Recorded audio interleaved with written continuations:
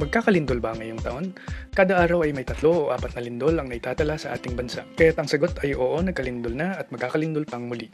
Pero kung ang tanong ay kung magkakaroon ba ng isang malakas na lindol ngayong 2014 gaya ng 2013 na lindol sa Bohol, 1990 earthquake sa Baguio, o yung sa Mindanao na kung saan nagkaroon pa ng tsunami sa Moro Gulf noong 1978, medyo mahirap sagutin yan sa ngayon.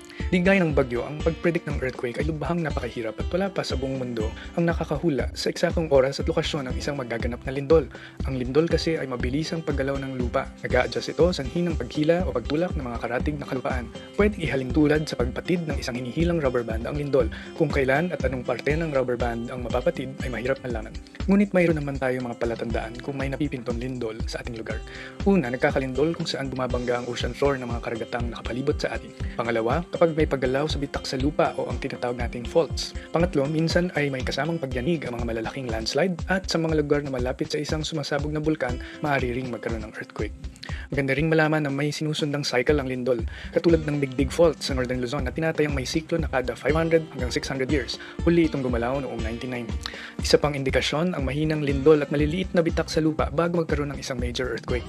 Kung gayon, mayroong bang inaasahang malakas na lindol na mararanasan sa Metro Manila ngayong taon? May posibilidad po. Ang Kalakhang, Maynila ay tinatahak ng isang bitak, ang West Valley Fault na dating tinatawag na Marikina Fault.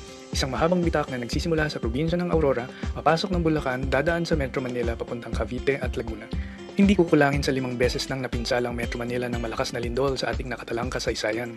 At sa tingin ng mga eksperto sa PHIVOLCS, ang 1658 na lindol ay dahil sa paggalaw sa West Valley Fault na tinatayang may siklong humigit kumulang kada 400 taon.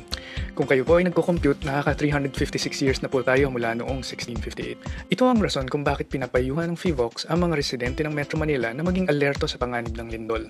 Ayon rin sa ahansya, hindi malayong magka-magnitude 7.2 sa Metro Manila kaya kinakailangang paghandaan ang mga panganib na dulot nito gaya ng pagyanig, bitak sa lupa, liquefaction, landslide at sunog dulot ng mapuputol ng mga linya ng kuryente.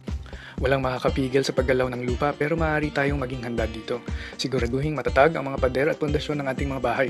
I-secure ang mga kagamitang maaaring mahulog kapag may pagyanig. Alamin kung ano ang kailangang gawin kapag makaranas ng isang lindol. Kasama na sa ating pagiging Pilipino ang makaranas ng lindol.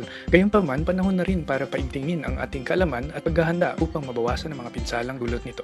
Doc CP David po, magplano para sigurado, I am ready, serbisyong totoo ng GMA News.